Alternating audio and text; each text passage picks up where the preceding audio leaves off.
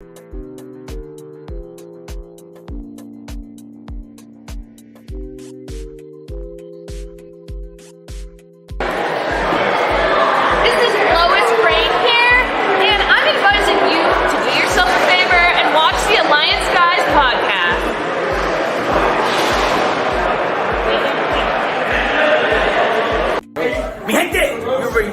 the radioactive pop and Danny Limelight, United Wrestling Network World Heavyweight Champion. And make sure you tune into the Alliance blog every week. You heard it here first. Straight from Bobby. Can you believe that there are some people in this world that did not tune in to the Alliance Blog podcast? Shame on you! Shame on you! My name is Ella Indy, and I'm one half of the NWA Women's World Tag Team Champion. And I'm Kinky Page, the other half of the NWA World Women's Tag Team Champion. And you better go listen to the Alliance Blog, what do you call it? Podcast, period. Or you're ugly. Period. Power approved. Are you ready? Power. You want answers? I think I'm entitled. You want answers? I want the truth! You can't handle the truth! What we've got here is failure to communicate. I'm building an alliance.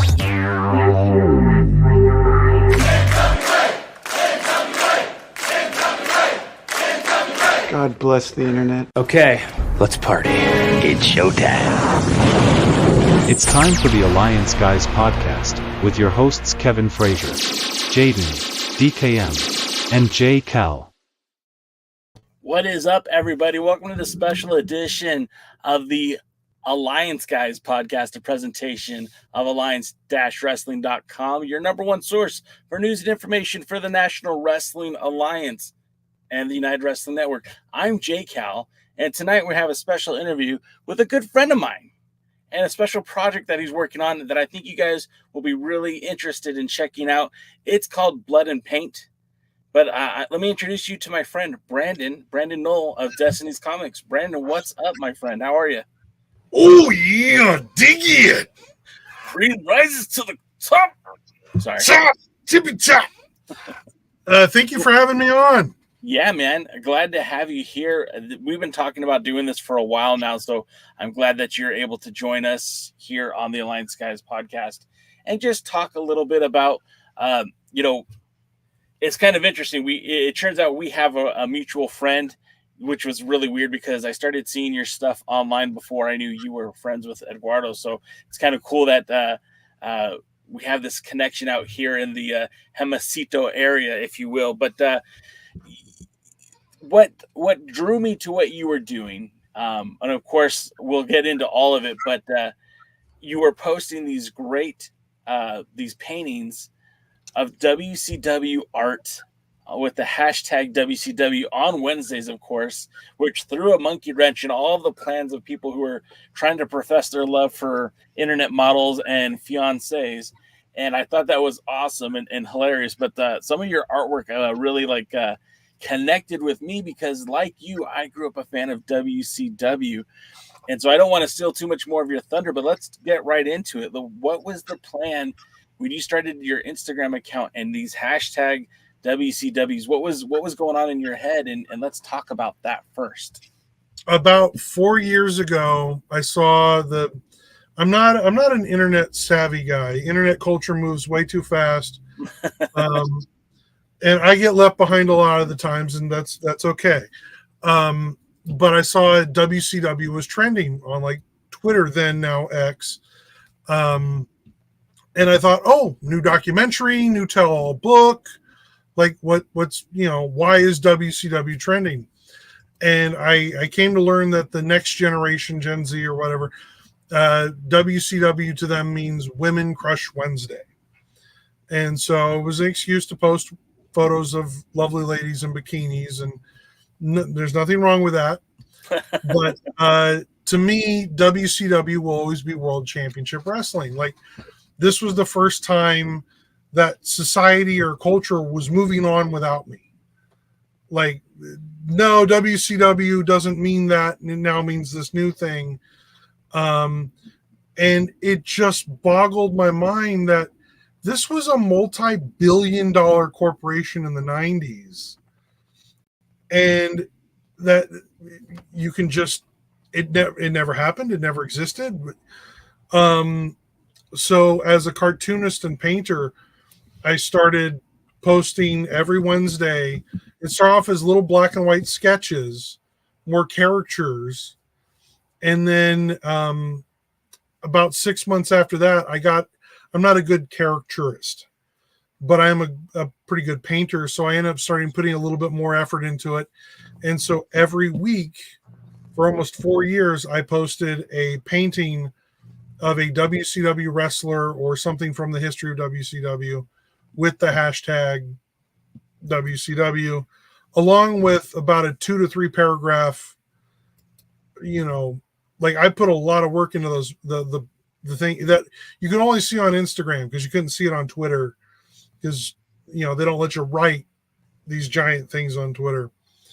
But I go on and write 3 paragraphs about why Bam Bam Bigelow meant something to me as a kid, or 2 paragraphs on the Disco Inferno, and did you really need 2 paragraphs on Disco Inferno? I did, and unfortunately, he only saw the Twitter version, which was cut short. Yeah. So he cut back on me on Twitter, but I don't think he ever saw how much I actually wrote about how much I loved him and that kind of thing. But yeah, this went on for almost 4 years, and now I have over I don't want to say 200 paintings, but over 150 paintings. Yeah, it's a bit of a collection of a weird kind of niche subject, and so I've decided to put everything together in a one art book, Blood and Paint, that collects all the paintings as well as some of the writings, it's a retrospective from a fan's point of view. What I have to self-report here, I'm not only a friend, but I'm also a customer. I did purchase some of your work before. In fact, one of my best friends graduated from Long Beach State earlier, or I guess last year. Wow, time flies. And I bought your photo of Harlem Heat right before Booker T said some regrettable things live on air. And my buddy got a kick about that. He was very excited to receive that. That when he opened it up, because I got a really nice frame for it too, right? And he just opened it up thinking like, well, what is this? What is Jay getting me? And here it is, Booker T, we're coming for you, Hogan. I'm not going to say the rest of it. Yeah, the infamous N-word drop. Yes, and it was much appreciated. So I could attest to the detail that you put into the artwork, and obviously you're painting that by hand, and then you're taking a digital copy with your I'm assuming your phone or your camera. And I have a giant flatbed scanner. Oh, okay. So you're scanning them directly on. I scanned it's not just a photo; it's a high res scan of every painting. Oh wow! And then you also did for us the Viamos Lucha Libre channel, the not the thumbnail, but the banner for that as well. And I was really jazzed with that. That one came out looking really good, and I really appreciated that one. That was one of my favorite paintings I ever did. I get more compliments on that than most anything, because I don't know if Lucha Libre gets as much love as it should. And I was painting some of the legends, and that was actually a really fun piece to do. Well, and what I liked about it is you were so diverse with the roster. Like there's La Parca, there's Santo, and then they're right there in the middle. Why did I forget their name right now? Oh, geez. Well, El Santo's in the middle. Oh, yes. Gosh, it's killing me now. Now I gotta look it up. Hang on just a second. Yeah, I'm real professional, Jay. There was the Exotico that you put in there, and I cannot think of that person's name at the moment. But that person, I actually got to see wrestle quite a few times live through Championship Wrestling from Hollywood, when they were an NWA affiliate. In fact, it's on the tip of my tongue, and I just can't think of their name right now. Jeez. He had the Prime movie made about him. Yeah. If I could, I don't know if you're allowed to show images or what, because I can share the. Yeah. So, wrong folder. If I beat you to it, then I'll pull it up on my end. I don't know how to share on this thing.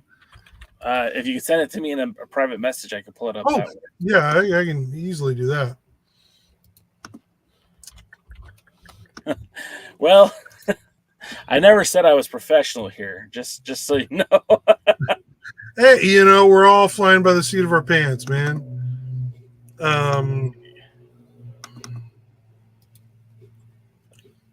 man, I feel like a bum right now. No, I just sent it to you in the Instagram chat. I see it. Nope, it's not there. Not yet, anyways. So anyways, let's as I'm trying to pull that up, I always tell people I love WCW. Now I was a WWF kid growing up because we live here on the West Coast. The WWF was out here much more frequently than they were on the East Coast. There it is. Now it just came up. What drew me a lot to WCW was the menagerie of talent. There was so many different individuals available but so many different talents that worked in WCW. You would see talents from New Japan. You'd see talents from Mexico. What was it about WCW that was so enticing to you? What made it such that you wanted to embark on this journey? Well, when I was real little, because I grew up. There it is. Yeah, I grew up mostly as a '90s kid, but a little bit of the '80s, rock and roll, Hulk Hogan, all that kind of stuff. But to me, pro wrestling was Hulk Hogan, right? So Hulk Hogan goes to WCW. That's where pro wrestling is. I wasn't young enough to really distinguish different federations or even Lucha Libre and at that point in my life. So we're talking was it Legion of Doom era WCW? Yeah.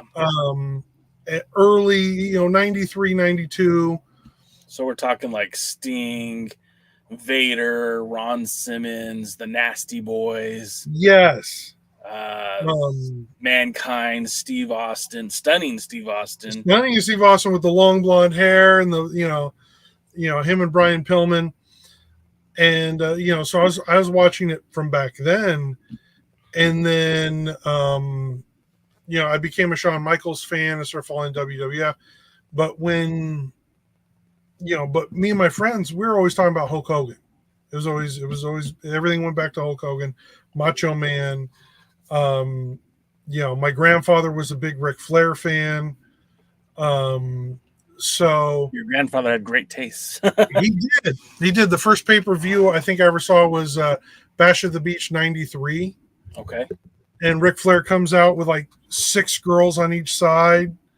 I was as a little kid thinking, yes, I want to do that. That is who I want to be. That's who,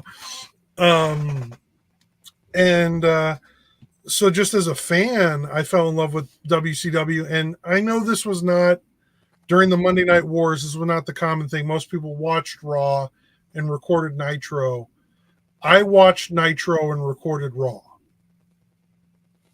Like I was that kid who was all in on, when Hogan does the leg drop and betrays all that is right and good in the world, and becomes evil. I cried. I was a little kid. I broke my heart. Yeah. No. I'm a little bit older than you, so like my memories of Hogan, obviously, like I can remember sitting there watching WrestleMania 2 when he beat King Kong Bundy, right? And going back later and watching WrestleMania 1 with Mr. T and Superfly Snuka. So all those memories go with me. But like, you know, kind of like the highlight, I was in 6th grade. Everyone in my family was rooting for Hulk Hogan. All my friends were rooting for Hulk Hogan. And I was like, no, it's all about this Ultimate Warrior guy. He's the Intercontinental Champion. He's going to win both those belts. So, like, that's my kind of lasting image is Warrior holding both the titles over Hogan. You know, and then Hogan would come back and like, you know, he would end Yokozuna's brief run initially, and then before making that jump to WCW. And it was a big deal at the time because, you know, up until that point, you know, Ric Flair was a huge name in the 80s when it came to wrestling, but Hulk Hogan was a sports entertainer and was literally like, you could see him in the movies. You could see him on late night with, you know, Jay Leno or hosting. I don't think he hosted Saturday Night Live, but I think he was on episodes of SNL. And it just, he's in Gremlins too. Yeah. He broke the, he broke the fourth wheel. He's like Deadpool. And it's like with a guy like Hogan, it was the first time that WCW signed somebody that was of grand significance. And I'm not trying to discount anybody else who, you know, went back between WCW and the WWF, but Hogan was the game changer and really set WCW up for its history going forward. So when he made that jump to WCW, like you said, that got you to watch it. But then later when he joined the NWO and stabbed the WCW fan base in the heart, I could get why that would make you burst into tears. I know he's kind of regarded as somewhat of a controversial figure, but Eric Bischoff. Yeah. Okay. And the numbers don't lie. When Eric Bischoff took over WCW was a company that lost $10 million every year. That's what they did. This is before the Hogan signing. After Hogan, after Nash and Hall, it became a company that was making $36 million a year. Yeah. Right. Like, I mean, yes, his people skills were probably not what it should have been as a manager. He was also very young. Yeah. You know, in that position. I mean, there's the story of him throwing coffee at Eddie Guerrero. You know, he was under immense pressure. And it's sad to hear some of the backstage stuff. But at the same time, if you just look at what he did on paper, he took something that was failing and made it incredibly successful. Well, you know, as I was writing up the press release for the show today, it's one of those things where, like, you got to think about it.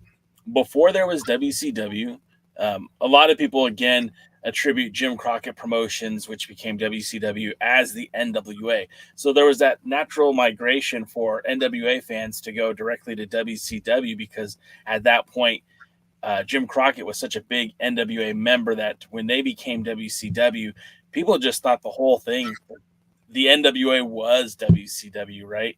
And they had yeah, and I mean, AWA was at that point was already gone.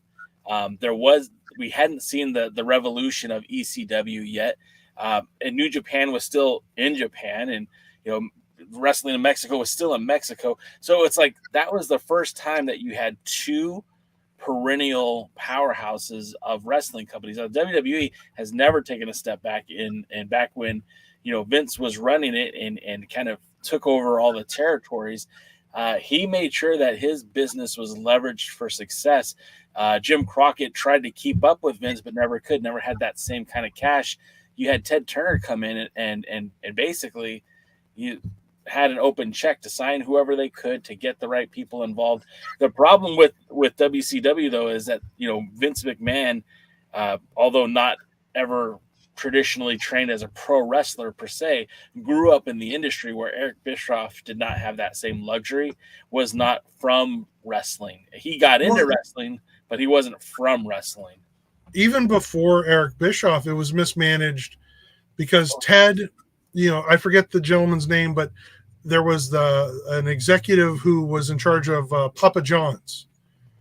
and then he was put in charge of WCW because he had made Papa John's successful.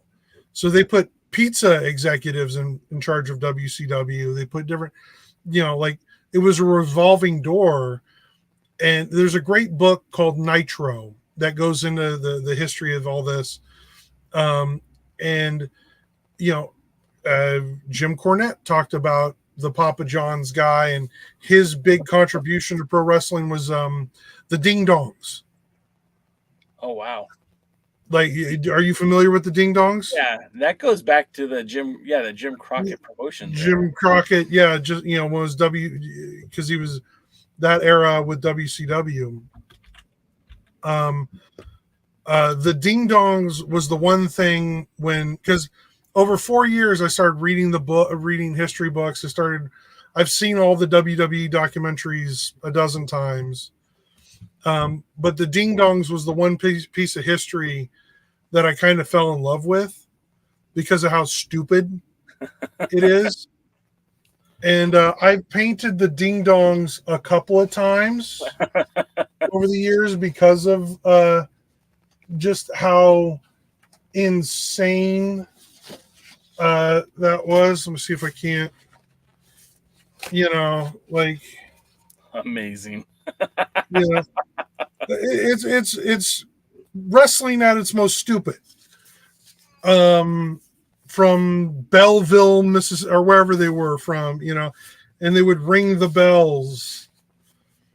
But it was stuff like that, going back through the history of WCW made me fall in love with it even more as a fan today. So go ahead. Go ahead. No. So you had said earlier when we just started about Bam Bam Bigelow and what his significance to WCW was that your guy? Was Bam Bam your dude, or who? Like besides Hogan, who else were you rooting for? Who else were you checking out? What was your big Vader fan? I was a big Vader fan. My guy. Because I was always a heavier kid.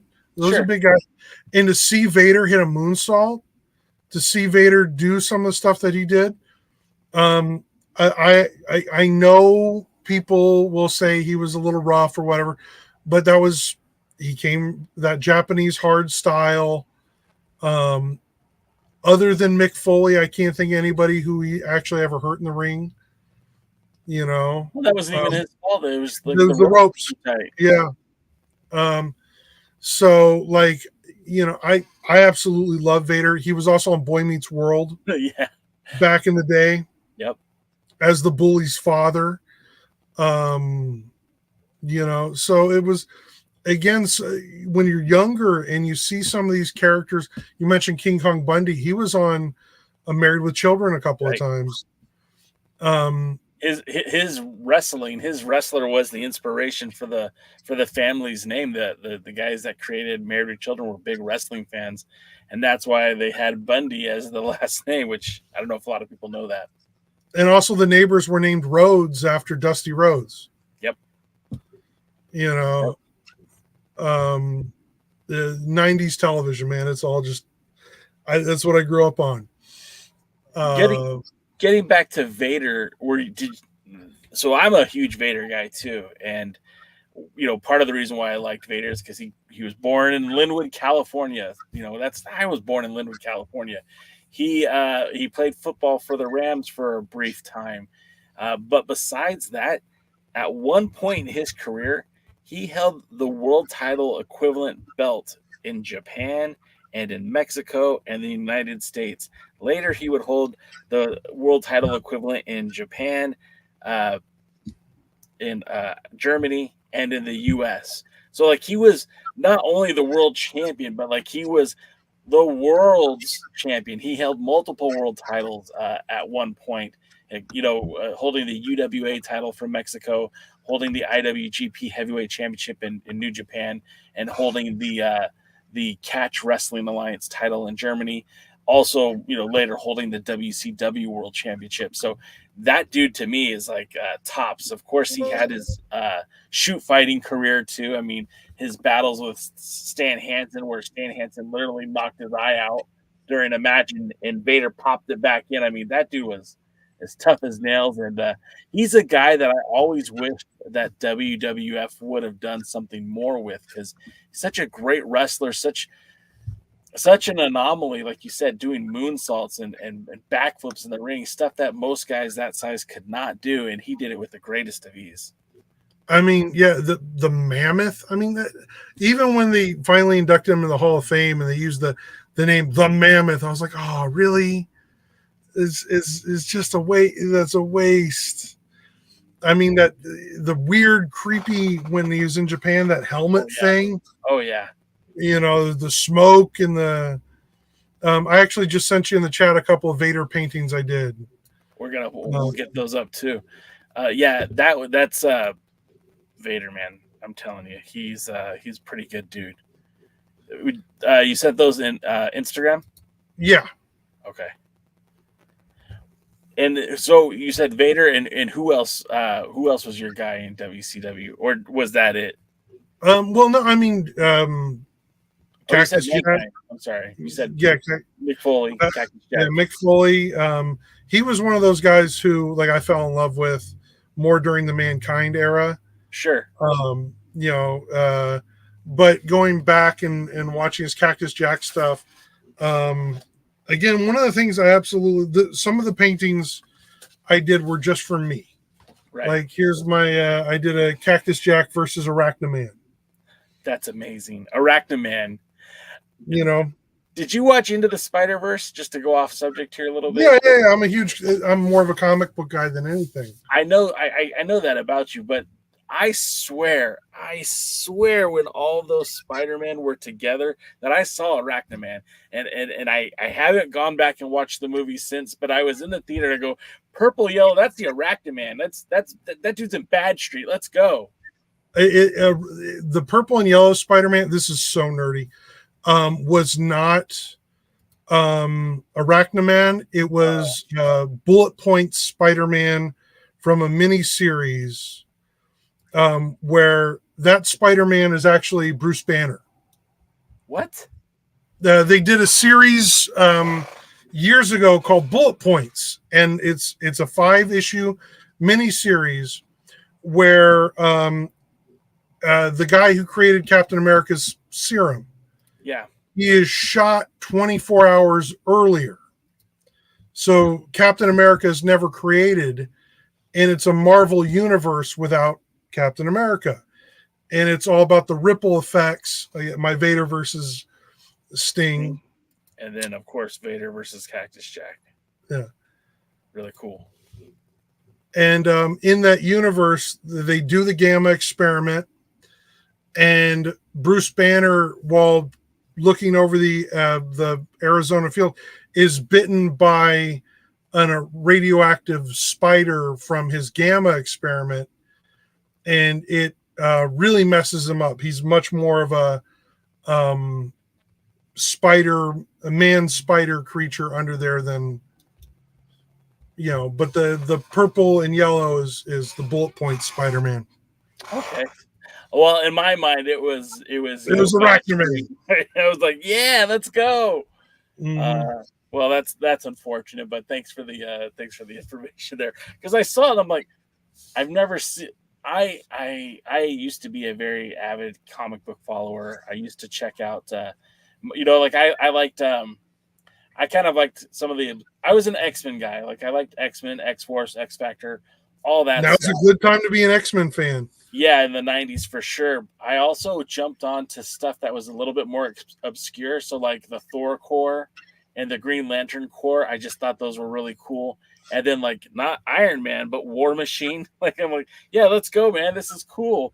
So, like, and then, like, the whole Spider-Man 2099, that came out right in the middle of when I was collecting comics. So I jumped in on that, but I did not know of the lore of the Bruce Banner Spider-Man. So that's interesting. I didn't know that, but yeah, I was kind of like, just like I said, I thought that was Arachnaman paint homage. That's the pro wrestler. The Bullet Points was a really fun series because it's a what if universe where it's all about the ripple effect. Because this happened, then this happened, then this happened, then this happened. But I 2099 I grew up collecting all the 2099 books. Ghost Rider 2099 was one of my favorites. And then they had the World of 2099, which came out quarterly, and that was like a thicker book, and you get a couple of short stories of like different things going on in the 2099 universe. But yeah, comics was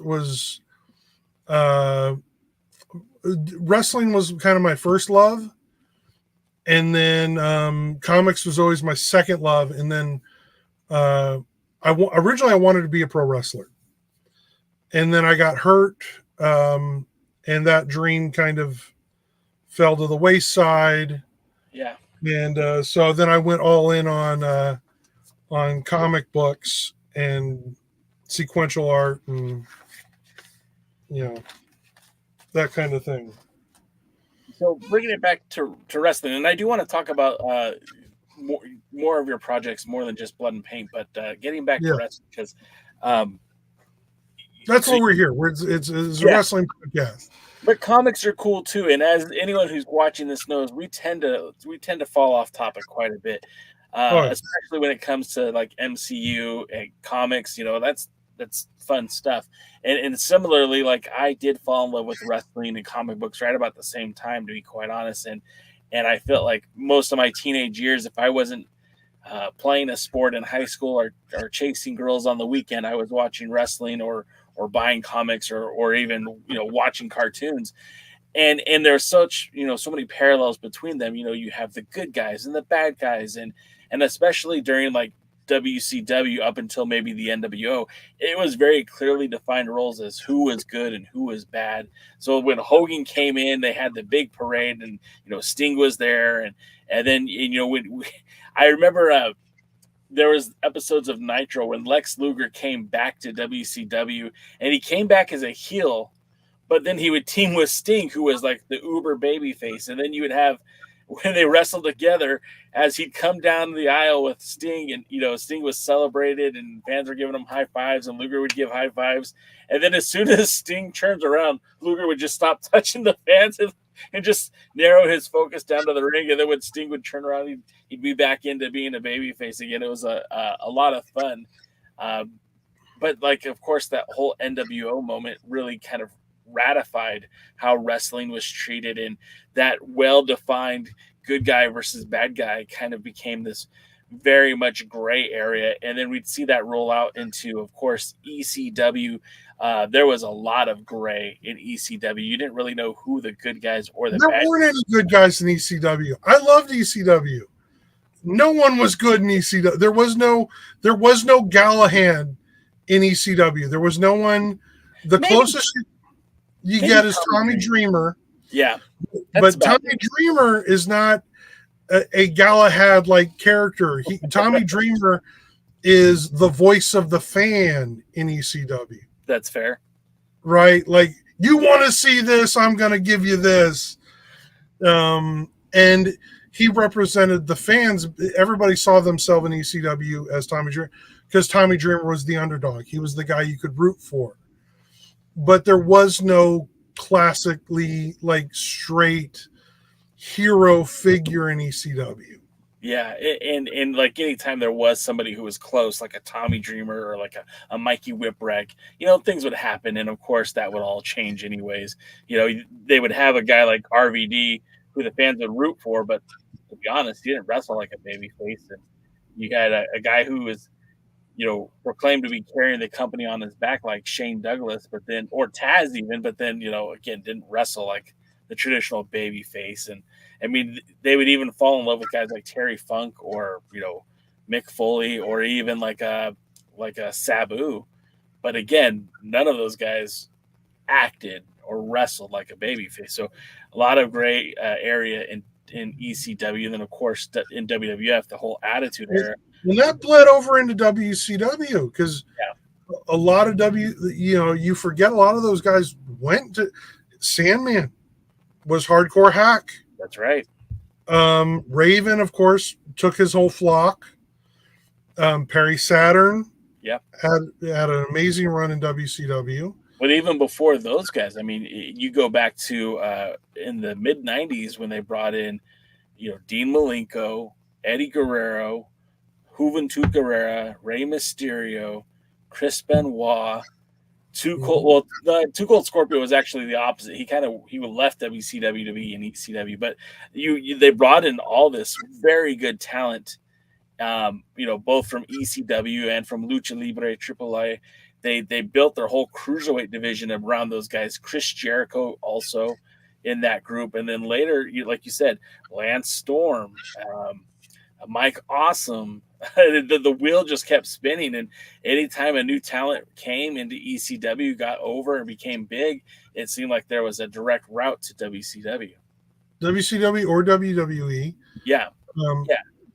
Which we now know Paul Heyman,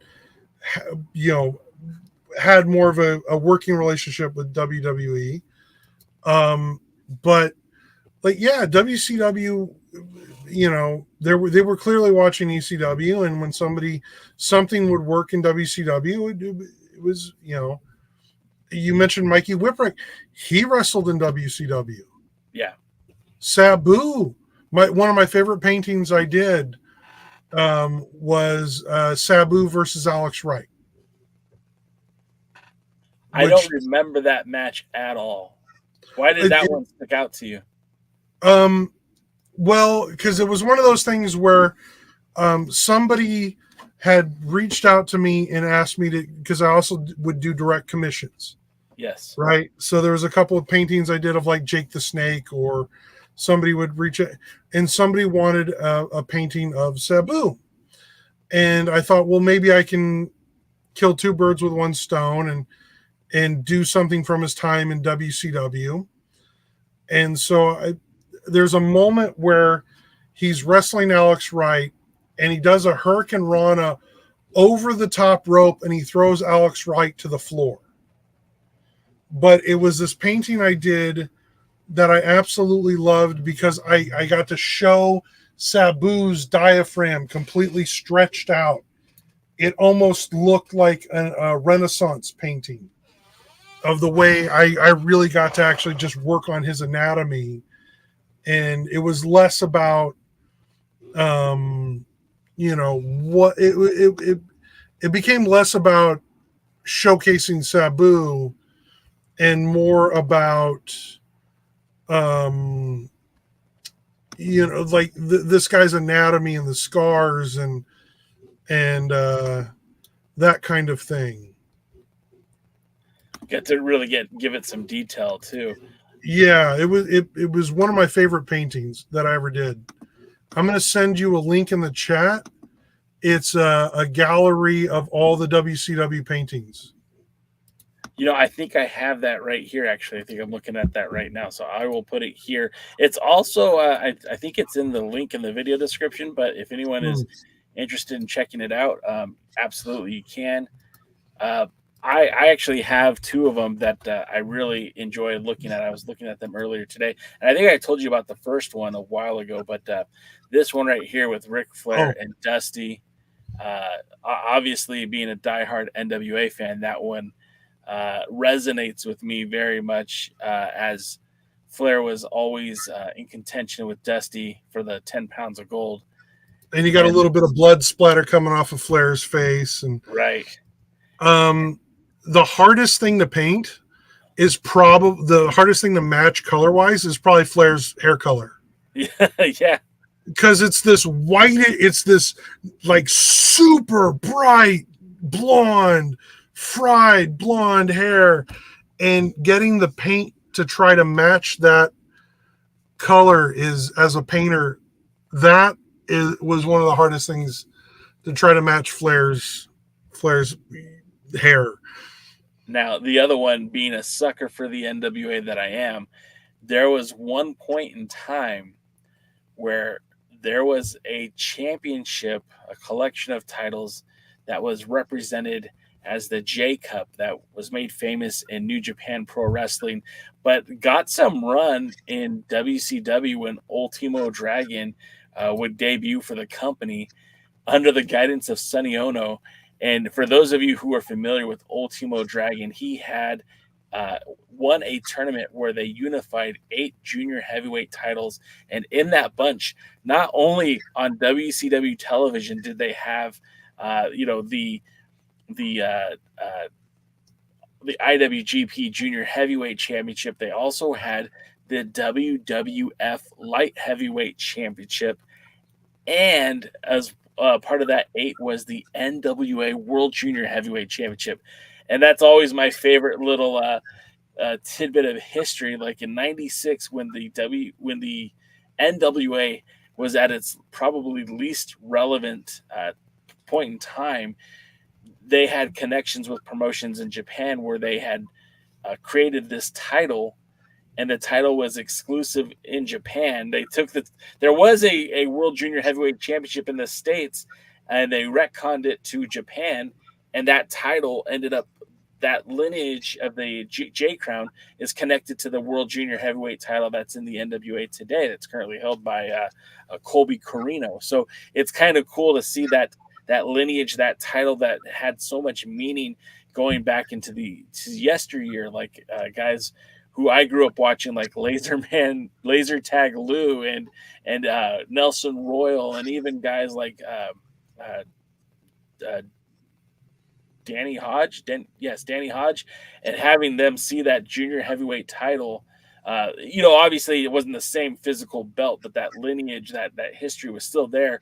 And to see that on WCW Nitro was just like the coolest thing. And looking back at that, it's still one of my favorite things. And so when you capture that artwork, I always thought that was just such an incredible shot, because again, it was representing those 8 crowns. And when those 8 titles, at one point, those 8 titles were United. Thank you. I don't know why I can't speak anymore. United with the WCW Cruiserweight title to make 9 belts. And then, WWF, seeing the success of what WCW was doing, introduced its own, light heavyweight division. So they broke up the J Crown, and it was only the 2 belts, the IWGP Junior Heavyweight title, and of course the WCW Cruiserweight title.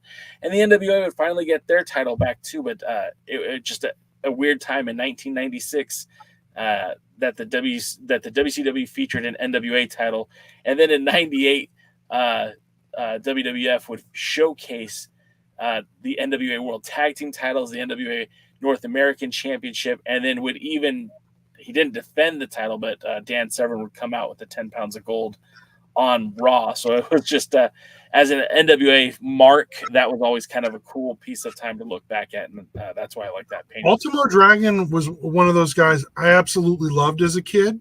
Yeah, for sure. I mean, he had this martial arts style, but also like he could fly around. Mm-hmm. And I don't think I've ever seen anyone not tap with the Dragon Sleeper. I think it's still a good finisher. I wish somebody would be using it today. It's his stuff was always so solid. And when he came out with all those belts, like as a kid, your imagination goes wild. Like, oh, he's competing on the weekends. He's flying over to another country. He's winning other people's belts. How bad is this guy that he's got other companies' titles? I mean, the way to look at it is it was instant credibility when he stepped off that set, when he stepped into that ring, and him and Sonny Ono were the first guy I ever saw take a selfie, Sonny Ono, and they had all those title belts. Like, you knew that this dude was legit. So when he stepped into the ring with Dean Malenko or Rey Mysterio or Eddie Guerrero, whoever it was, like, you were going to see a good match. And, one of the best matches I've ever seen. I love Lucha Libre, as you know. I always often tell people my favorite time in WCW was that cruiserweight division in 1997, 1996, that era where you had guys like Eddie Guerrero, Dean Malenko, Rey Mysterio, and Juventud Guerrera, Psicosis, Chris Jericho. That whole cruiserweight division was amazing. It was so fire. And again, it had such, we look at Rey Mysterio today, and he's probably considered the most absolute famous luchador of all time, but he doesn't get there if he doesn't spend some time in WCW. And they screwed his career a little bit up, but that ship got righted towards the end. Here's the thing about WCW, and the booking, everybody got screwed over, and the problem is, like, when I'm writing this retrospective, and everybody who can say anything negative about what happened has already said it. Yep. So I am trying to just be like, wasn't that cool? Yes, of course. Like, yes, it could have been better. Yes, different. They never should have taken the mask off of Ray. But look at what we did get, and you just got to be happy with what sometimes you just got to be content. You got to understand, you're preaching to the choir over here. We're mostly NWA fans, and it's never as perfect or beautiful as the way I want it, but I still have this affinity for the brand. See, part of the Alex Wright, when he turned heel. Oh yeah, Berlin. The one thing that I will never forgive WCW for is when he turned heel, he should have been renamed to Alex Wrong. That's the one thing. Like, Berlin, really? No. Like, that's the one thing. But part of the Kickstarter is I did a bunch of these sketch cards. So, I did a whole set of the Cruiserweight division. Again, my man Ultimo Dragon. Yeah. La Parka. I had a huge love for Ultimo Dragon. So Ultimo Dragon, Vader, Mick or Cactus Jack. It seems like you liked guys that had spent some time in Japan before coming to WCW. Well, that style's a little rougher. And again, I say it in the book, I was a naive child. I believed it. Yeah. I absolutely 100% believed it was real.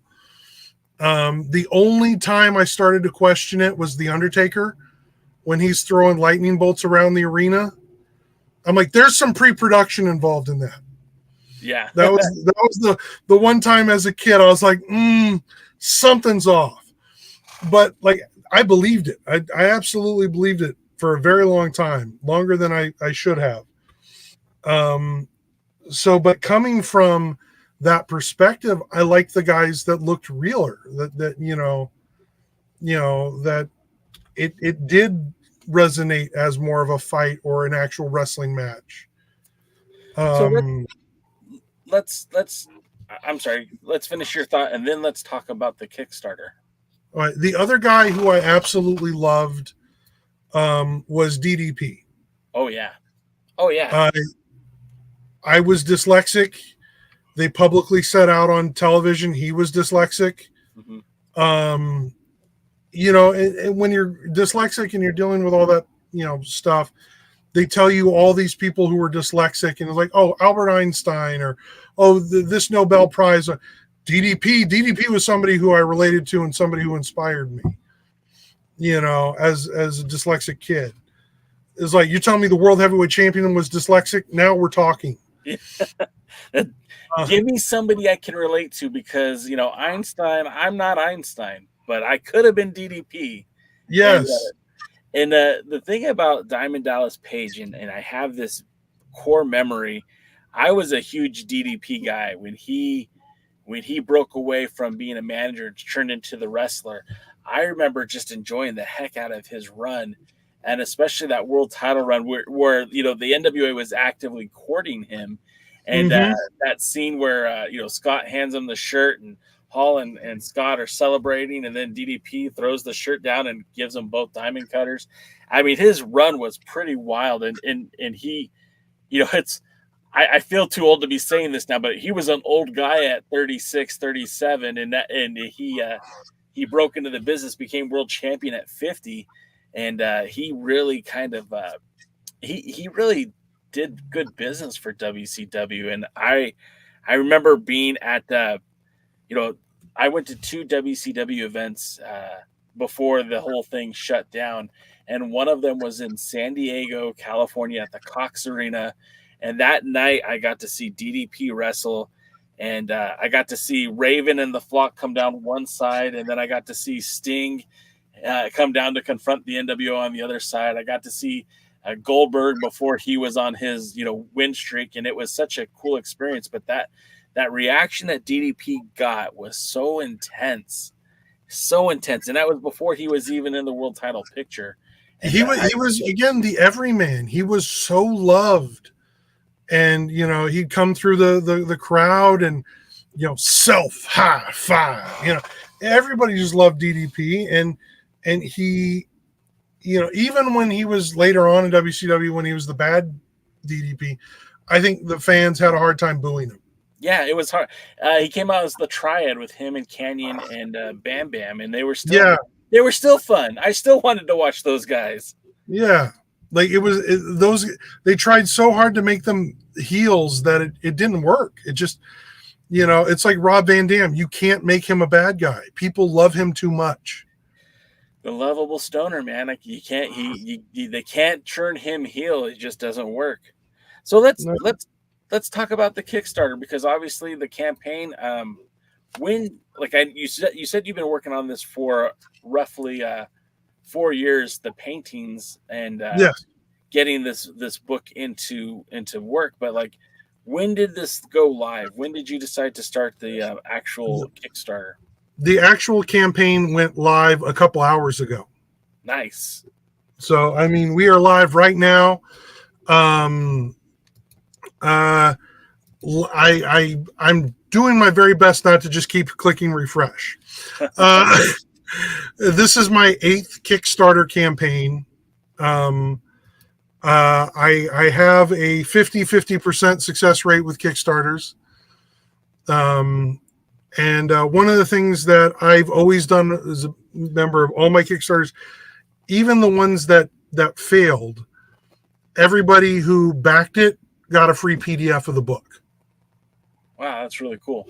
Because you supported me, you showed up, you put money on the table. That means the world to me. And so even though we didn't reach the goal, I still wanted to show my respect and thank you for coming out. This Kickstarter, because the book it's a coffee table art book. It's a 200-page coffee table art book. It's the most expensive book I've ever produced. Most of my books come in at $10 to $15. This is an $80 art book. So it is the most expensive thing I've ever produced. The quality is the most, the best quality I could get. Hardback. So again, we're asking for 5,000, which again, in the world of Kickstarter is not that much. But it's what I need to actually get the book processed and shipped to everyone. Because I run pretty thin Kickstarter margins. And I'm kind of looking over some of the incentives and everything else. You have a lot of rewards for those who donate to the project. I mean, there's many categories. Of course, there's as I'm looking right now, you have the United States Championship, the Cruiserweight Championship. A Cruiserweight Championship with your donation of $10 gets you a digital copy of the book. And you could also, and then the United States Championship gives you a digital copy of the book and then a bookmark set. And then you can add on other options too, like a sketch card or additional bookmark sets or a hand-painted postcard. 11 by 17 poster, and all the prices are right there. So if you want to, go all in, if you will, there's options for you. Then with each different reward, there's higher incentives. Like if you do the Intercontinental Championship, there's a $40 pledge. You receive 4 items. If you do the Television Championship pledge, you get for $50, you get 5 items.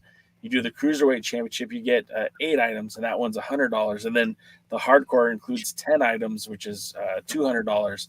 The Women's Championship is $300 and includes 11 items. And there's it keeps going, and everything in there is like you're getting so much for your donation. It's not just, here's a hot dog and a handshake. Good luck, little fella. Like, you're really rewarding your guys who are donating to it. Again, like the bookmarks, I've always done the bookmarks. I'm a big fan of bookmarks. This one I'm very proud of because it's a set of 4, and one side's a WCW, the other side's an NWO. That's really cool. Or like you get on this side is NWO Macho Man and then DDP. Let's try and get the glare. So like the sketch cards, again, an original sketch, as well as, because I thought the trading cards would be fun. On the back of the sketch cards, it's printed to look like an old WCW trading card from the 90s. Yeah, okay, yeah, I see it. So one side's your classic trading card, and the other side's an original sketch. Also, if you do something like one of the older, like the sketch cards, or something that can fit in an envelope, like you're going to get an envelope. This is something I stole from Wizard Magazine back in the day. Nice. Envelope that one side has an original sketch on it. That's really cool. So like that's for some of the tiers that aren't so so packed with the book and stuff. Because again, unfortunately, the book itself retails for $80. So a lot of the smaller tiers, I'm trying to give you as much as I can, for A, the support, and B, I want you to walk away with something. I want you to, if I like, also we did hand painted postcards. So I was trying to, here's a blank sketch card, so it's just got the. Oh yeah. But we did a bunch of here's a painting of Scott Norton. That's a postcard. Kimberly Page, Buff Bagwell. Raven versus DDP. So those are actually postcards that you can get mailed out to you, and you get an original painting, because that's watercolor and ink. And then when does the project how long do they have to April 30th is the last day, so it's basically the whole month of April, right? And then and I don't mean to sound like negative, but like if you don't reach your goal of 5,000, what do you do? Do you just stop, or do you try to go again, or how does that work? If I don't reach the goal, I have another route that we'll pursue, but the quality of the book's not going to be necessarily it's not going to be necessarily what I believe this project deserves. Well, we're gonna make sure to put this video, this link, all the information. We'll put that on the alliance-wrestling.com website. Plus, this video will be on our YouTube page as well as on our podcasting station, so that other people can, if they hear it, they'll have the opportunity to find those links to get invested, to get in on this project. Because again, it's not just about Brandon making a book, it's also about showcasing the love and admiration for WCW and kind of reclaiming those three initials that have seemingly gone by the wayside in recent days, recent years, and kind of bring back those good feelings that WCW brought to many of us throughout the 80s and 90s. And here's the thing. Like I said, there's 150 paintings, right? Well, this one's a CM Punk. But like, you donate to the Kickstarter at a certain rate, you're gonna get an original painting. Yeah. Right? Like, I mean, like I have a lot of these paintings, and I know you've bought a few from me over the years. And it's most people are going to walk away with some original art, right? Like that's the thing. Like here's my I love that piece I did for you, the AWA belt, NWA, the NWA belt, yeah. And, I was looking for this because this was hanging up earlier, but it must have fallen down. But I have the Harley race and Ric Flair in the steel cage.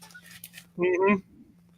That one was one of my favorites. I had that was sitting up here, but I guess it fell down earlier. That Flair for the gold, baby, right there. Yeah. Finger poke of doom. Yeah, good stuff. The Nash power bomb. Oh, that was such a scary power bomb because no one had taken Big Show off his feet like that. Unfortunately, at that point, everybody, it was a test of like, oh, if Goldberg can get Big Show up, yeah, I can get Big Show up. And no, you can't. People were doing stuff with Big Show that they really shouldn't have been doing. Yeah. Well, let's change gears just a little bit because one last NWO. Oh yeah. And I know a lot of you guys out there go to the autograph signings. You go to Frank and Sons when they have talent there, or here locally, the wrestling shop, not locally, but in Southern California. And these are perfect things to get signed by some of the legends that these are things that they would never see. That's awesome. That's Knobs and Norman Smiley. Yes, Big Willie. The big back at the end of the WCW hardcore division. Do you have any Ming ones? There's I'm not finished. I have two Mings that are him getting hit with the pepper spray by Miss Elizabeth. Yeah. And then I have one of him choking out the cat that is in the middle of production. Nice. Because again, like I said off there, there's a few more paintings that I want to get done, mostly because I feel like WCW was around for a long time, and there are some people that are just not going to be in the book. Yeah. But there are some people that I feel like I need to at least acknowledge their contributions in some of the events. Like I still have to paint Medusa throwing away the women's championship. Oh. Yeah. There's some big events that I still need to hit just to cover what I feel of the history of the company. Yeah. Well, that's that. I mean, I'm excited for you. I think this is a great idea. I'm definitely going to be purchasing one of the books when it comes out, and I will be getting on that contribution board probably next payday. But I'm excited for you. I think this is you could tell that you have passion behind this. This isn't something you're just doing just to make a buck. This is something you believe in and that you care about. And I think that's really cool. There's not enough wrestling fans like that these days. I feel like a lot of times people are just in it to make money, which is, I mean, it takes everybody, right? But I think it's cool that what you're doing, and I kind of pull myself into the same equation. Like guys like you, guys like me, we're talking about the history of this business because it's something that we grew up with. It's something that we care about. It's something that still means something to us. And, if it's not for people like you and people like me to keep promoting not just what's happening today, but what happened in the past, I mean, the old adage is if you forget the past, you're doomed to repeat it. But, if nobody talks about it, then it never happened. So I applaud your efforts into trying to keep that history alive. And again, the more obscure stuff, the better, because, not everything is going to be on that WWE network / Peacock deal. You're not going to be able to see everything forever. And it's going to be... There's some things on there that I'd love to watch that aren't even on that. Yeah. The WCW Saturday Night Live they don't have all the seasons. They don't have, back when it was the studio set. Yeah. And there was good matches. The sad part about WCW is they always had a stacked roster. They always had, in my opinion, the better in-ring wrestling. Yes, for sure. I don't think that's even up for debate. I feel like, again, when you look at what WCW had, going in from the early 90s, they had guys like Barry Windham and Dustin Rhodes and Sting and the Natural Dustin Rhodes. Yeah, and Lex Luger. And, these guys, I mean, a lot of them came from the NWA, sure. But then, the guys that they continue to bring in, the Too Cold Scorpio. Too Cold Scorpio was doing shit nobody was doing. He was doing stuff that people aren't doing today. Yes, exactly. And he was a 450 leg drop. Amazing. He defied gravity. I don't know. He turned it off. I don't know how he did the things that he did. And he wasn't a junior heavyweight by any stretch. He was a big guy. Yeah. He was 220. He wasn't like a, with no disrespect intended to some of the cruiserweights we see or junior heavyweights we see nowadays. But, he was over 200 pounds, over 220 doing moves like that. Not 165 pounds soaking wet, being able to do flips and dips and everything else. He was a guy who was built like a man doing uncanny things. Mm-hmm. So let's talk a little bit about Destiny Comix, because obviously, wrestling is part of your love and passion, but it's not the only thing that you do. Let's talk a little bit about Destiny Comix before I let you go. And okay. Of course, if people want to check out what you're doing with Destiny Comix, it's just the www.destinycomics. I'm going to send you a link to my store. I think I'm on it. Store. I think I'm on it right now. The Weebly. Weebly, yeah. Yeah, I'll put the link right here also in the chat, and it'll put it up here on the screen. Destiny Comix with an X.weebly.com. Yes. And you have a variety of characters and Flatfoot McGee, 8-bit pulp, terrifying, gruesome tales of horror, Mr. Cuddles, novels and funnies. Where do these inspirations come from? Flatfoot McGee, you've told me a little bit about in the past, how he's kind of a detective, like a noir type detective. Tell me about. Flatfoot McGee is born out of my love for classic animation. Okay. The graphic novel is 108 pages, hand painted. Everything's watercolor and ink. Took me about 3 years to do the first graphic novel. He is a duck detective in a Looney Tunes inspired universe. Okay. So the first issue, the first big story, first big case in the graphic novel is I did an homage to the death of George Reeves, where basically this Mighty Mouse-esque figure is murdered, and people have hired him to figure out whether or not it was suicide or whether it was a murder. Okay. And it deals with a lot of that old, because in this world, yes, cartoons are real, but they're also they're the studio. The cartoons are actors in these things, and so I get to there's Flatfoot McGee is again a love letter to the 1930s. It's Dick Tracy. It's dames and dolls and cartoons and cartoon physics, and with a little bit of that noir edge to it, because there are a few characters who unfortunately don't see it all the way to the end of the book. So you have a little bit of realism in there. Yeah.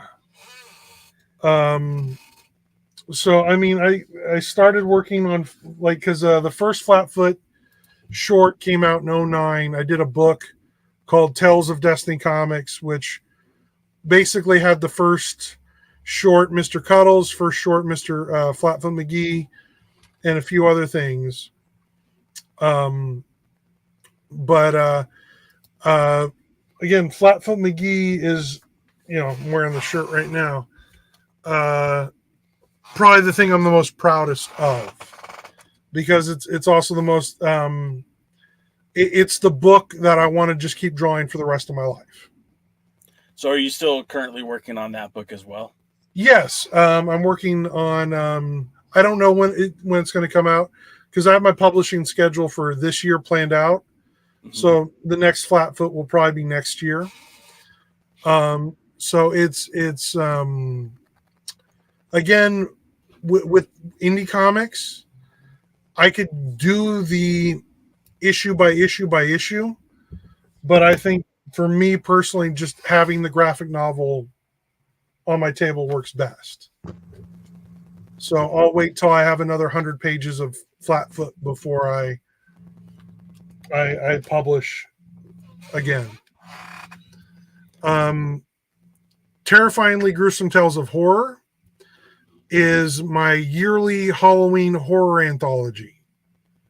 So it's a black and white book that comes out every October. It's just a series of short stories. They don't continue on to the next one. The reason why it's called that is there's something in the 1940s, maybe 1940, 45. No, probably later, 48, called the Comics Code Authority. Congress got involved with the comics. They laid down these rules that every comic book had to abide by. Yes. And part of the rules were you could never publish a book that had horror, terror, gruesome in the cover. So Terrifyingly Gruesome Tales of Horror is, that's my old man joke.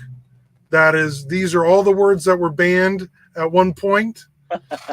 And I'm doing a book that has all the banned words in it. So each, we do one every year. Typically we do a photo shoot with a model for the cover. So the covers are photo, and one issue has a sexy witch. The next issue we did a sexy ghost. And then we did like a sexy zombie. There's a theme. There's a recurring theme here. There's a theme to the covers.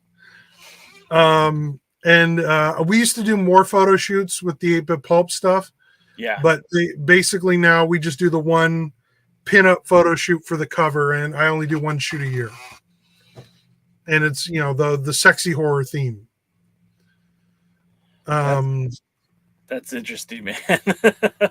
Yeah, it's fun. It's fun comic stuff. And then Mr. Cuddles was the first book I really did. Mr. Cuddles, I have a couple Cuddles books out.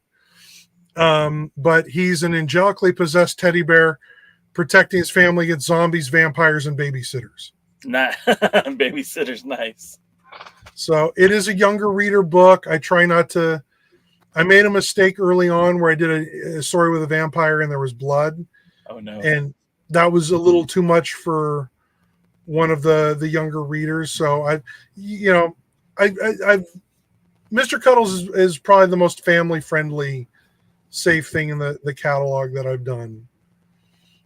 And again, it's everything I do is kind of like tongue in cheek.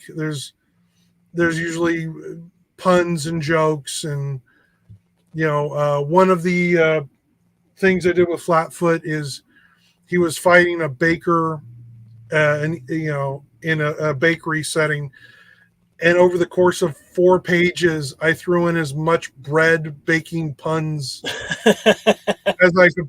It got to the point to where I'm Googling puns and just trying to find as many ways to cram in dad jokes into this fight scene. And all the nooks and crannies, if you will. Yes. So let me ask you this then. I guess I didn't know you. Not only are you drawing and painting, but you're also writing all the material as well. Yes. That's awesome. There's a couple of the shorts I had friends with come in and write some stuff. My first graphic novel was I had a friend write it because I didn't know if I could really trust myself yet. Yeah. And he did a great job, and but it was a learning experience. Like, okay, I can do this, and I can figure this out. And being dyslexic, I do have spelling issues, so my wife is my long-suffering editor. Yeah. I know how that is. One time, my wife, you've met Michelle, she literally transcribed an entire interview for me, and I was like, okay, cool. She said she'd do it. I'm gonna let you do it. But that was a very as many times as I tried to thank her, it was a thankless job. Yeah. My wife went over and edited all the stuff for the Kickstarter. And I'm like, I wrote this 3 months ago. So if you have a word that doesn't make sense, I don't know what to tell you. Nice. You'll just have to wing it. Wing it and we'll figure it out. Figure it out. Yeah. She's in the book. She's also credited as my editor. That's cool. Because again, I wrote like 3 paragraphs per painting, and a lot of that makes it into the book, and she's got to go in and fix my ramblings, me rambling poetically about Bam Bam Bigelow. I hope you have a lot of alliterations for Bam Bam Bigelow. I did the best I could. Well, with such a master, I didn't mean master, just a huge undertaking this is. I'm really excited to see what it's going to turn out to be. I have been following you for a while. I do see some of those posts that you have been putting up, so I'm excited to see all of this come into light. And of course, we'll be talking about it here on the podcast, as well as we'll put links onto the website for folks to check it out. But before we let you go and call it a night, is there anything else you want to plug? I do have your link tree in the chat. Plus, I put it up here on the screen so that folks can easily find all of your socials and all that good stuff at linktree / Destiny Comix. But is there anything else you want to plug before we say goodnight? The main thing right now, because if you're following me on any of my social medias, right now the only thing that's getting plugged is the Kickstarter. So it's getting posted 3-4 times a day. I apologize to the people who see every post, but the way the algorithm works is not everyone sees every post. Right. And that's a shame, because you click follow and then you don't actually get to see some of the stuff I post. I'm not a fan of some of that algorithm nonsense.